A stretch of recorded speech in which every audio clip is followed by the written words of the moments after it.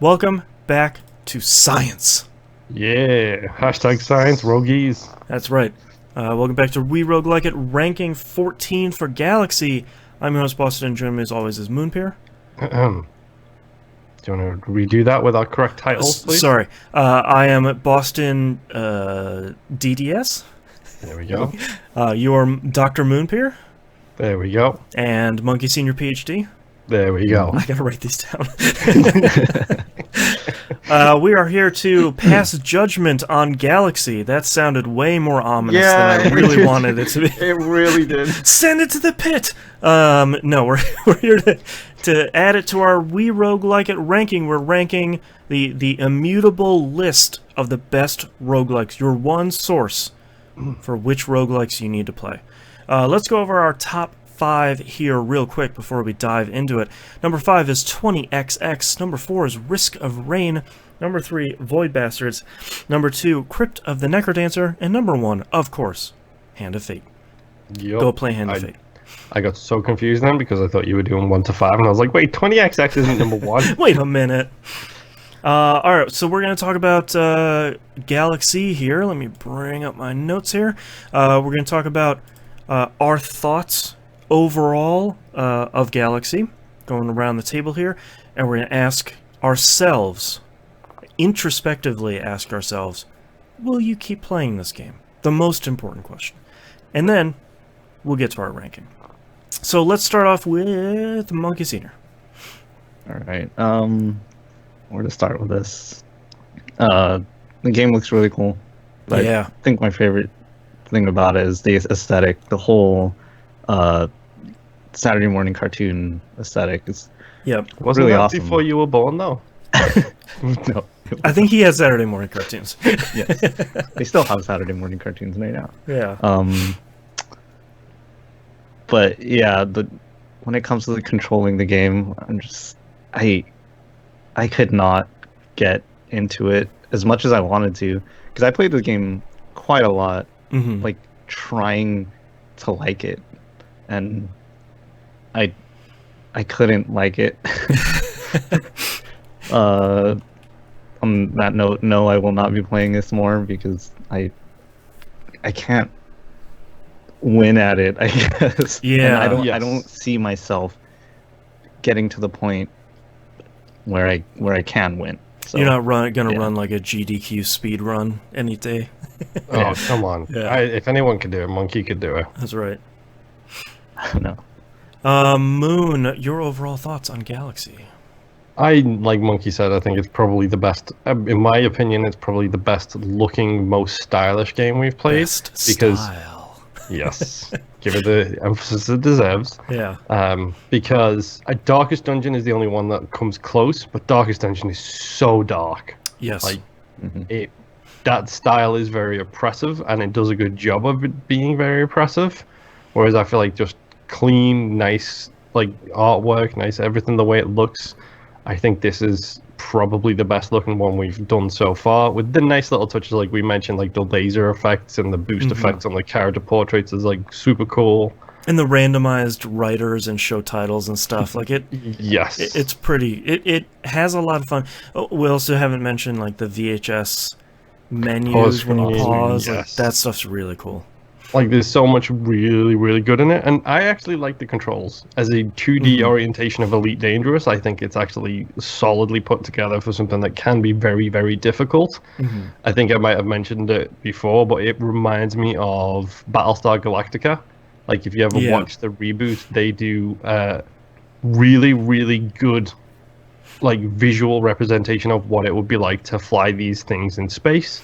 Like firing the guns propels you in a backwards direction kind of thing. Like this is the type of stuff that like Battlestar looks into, and I actually really do like the controls, but there's something about it that's missing. Mentioned it on the last episode. It's that R factor, that hook. It just doesn't seem to have that something special that just hooks me in. And I don't know how to actually put that into words. It's like you listen to something, something that hooks you, get goosebumps. You just can't stop thinking about it all the time. This game has not done that for me at all. Right. It's like the first time you meet someone and you talk to them for a couple of minutes, and you're like, I don't like them. They haven't given me a reason not to. I don't like Yes, it's the vibe. Yeah. It hasn't given me that thing to just get immediately invested into it. Just doesn't exist right now, and I don't know if that's lack of progress. I don't know if that's because the game is wall-punchingly difficult. Yeah. But there's just something about it that's not speaking to me in a way that other ones, like, don't get me wrong, Sunless Sea is a really slow game, and it has immense style, but there is still something about that game that's kind of got that little bit of a hook into it, where it's like, okay, you need to learn more, and then you play 20 hours of it, and you realize you don't make any progress at all, and then, you realize that maybe it's not that much of a hook. Is Galak-Z better than Sunless Sea? Yes. I may come back to this. This may end up being a game that I will load up, just play a couple of rounds of, and then switch off, kind of thing. Once your plate's a little cleaner.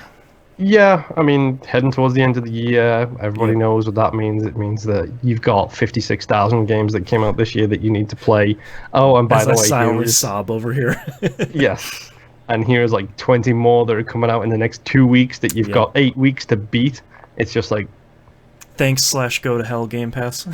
Yes. It's one of those things where it's like, I don't know anymore, but I don't know, maybe on a quiet, sunless night, I might load up my Steam, load up the game, and just, do a little bit of flying around. Yeah. And well, 2D Elite Dangerous. Yeah, and considering the current Game Club game that we have, it might be a good little switch out from visual novels to jumping into this and then back to visual novels again. Like, it might be a good palette cleanser against each other, but all in all, I like the game, but I don't like the game. Like, it's there is so much to like, and then it kicks your teeth down your throat. It's a difficult game. I think this is probably going to be one of the hardest ones we will have rated. Yeah. I'm just looking at the list. I'm like, where is this going to go? Yeah. So for me, I agree with you guys. I think the controls, I think, I like them, but I think the learning curve that it presents is very, very high. And I think it does a good job trying to tutorialize you about, here's how you control, here's how you shoot, like, get a little bit of breathing time to work on it, but until you get into it, it feels pretty tough. Yeah. I wish there was more music in the game. You get like that stinger at the beginning, you get the stinger at the end of a mission, and then it just kind of silence while you're motoring towards a dungeon. Not inherently bad, but kind of like, I want something there. And I wholeheartedly agree with you guys. I think the difficulty is way up there. One of the hardest roguelikes I've played. And I don't think it's unfairly difficult, but I think like 1-1, 1-2 feel pretty good, and then right from there is just like an 85-degree like slope straight up to the difficulty, and it never feels like, oh, 1-3 was, hard and unbalanced, but 1-4 and 1-5 are fine. It's 2-2 was hard, but the rest of them were fine. It just feels like each and every episode gets harder and harder and harder. And that not being able to get a win, especially if you play in rogue mode, where it kicks you back to the first episode of the season, that starts feeling really punishing, which obviously is a part of roguelikes, but it feels too punishing. Yeah, there is a distinct balance that needs to be set. Yeah. And I think this has that scale tipped a little bit too hard in the let's make this difficult kind of thing. Yeah, because Monkey, on the episode 4 of Galak-Z, you were talking about, you know where these enemies are and you know what they're going to do, and you still can't win. Like, that doesn't feel great, saying like, just try this level again, see if I can do, like, luck into a victory this time. That never really feels super great. I mean, I think for me, it's like the game needs to make its mind up as to what it's going for, because on one hand, it feels like it's going for that old arcade feel of like really quick movement, really quick, flying around, combat strafing kind of around. Stuff. It feels like it's aiming for that, but then the hits are so hard that it feels more like a Dark Souls game where it's like, no, you find one person, you lure that one person away, you deal with that one person, then you go back to find the next person and you lure that person away. Yeah. It feels like a weird confluence of like the two styles where it's like, go, play, boost, strafe, ja, pew, pew, pew. And then, you're getting shot from 4 different directions and you're dead. Yeah. I agree with that. So for me, same as when this game came out, I don't think I'll stick with it. I would really love to, but I think like Moon is saying, I want it to grab me, or I want to keep seeing that victory is possible, and I need to get more experience, I need to get better unlocks, something like that. There's no carrot on the stick for me with Galak-Z. Like, there's just more stick, and someone's hitting me with it. Yeah. Yeah. Alright, let's talk about where we're going to put Galak-Z in our giant list of the best roguelikes of all time. Let's start off with number 10. Is Galak-Z better than Riddled Corpse's EX? Yes. Yes. Yeah. Yeah. I would agree with that. Is Galak-Z better than Prey Moon Crash? I would go with yes. I don't know with this one, because I haven't played too much of Prey Moon Crash. Sure. But I've played a little bit, but I like 20 minutes. But from that 20 minutes, I feel like it is better than Galak-Z, but I can't be like completely sure. Yeah, I think the big thing for me when it comes to Moon Crash is it's always gonna struggle with me, because it's basically an asset flip on an existing game that feels like it's got a lot of thought put into it, and there's a lot of like depth to it, but at the same time it's like it's not a wholly just roguelike game. It's DLC, and it's very good DLC, and I'm not saying we should punish things for just being DLC roguelikes from a different game, but it's also Prey. And I've played a lot of Prey, and it's more of the same. Yeah, and I'm having a hard time with this one already. Because I like Prey Moon Crash a lot, and I'm trying to figure out what I think stylistically Galak-Z beats Prey Moon Crash, and I think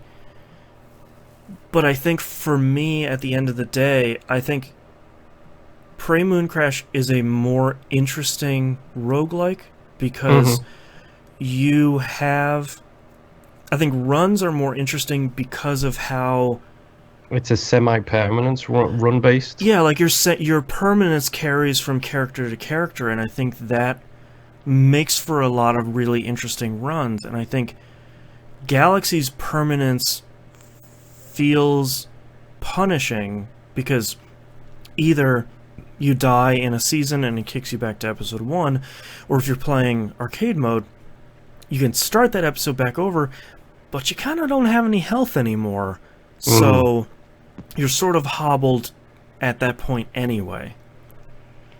So I would probably say I don't think it's better than Prey Moon Crash. Okay, has its location. Yeah. Congratulations. Yeah, congratulations to Galak-Z for number 10 spot here. I wanted it to be higher. Like my anime heart wants it to be higher, but my roguelike heart just sort of pushed it down. What's funny? I am perfectly fine with that, because as far as I was concerned, it stopped at number 9 for me. It did 9, not go any higher than Dungreed. Dungreed is a better roguelike in almost every way. All right, well, controls. Yeah, controls are That's the problem with both of these games, is they have I like divisive controls.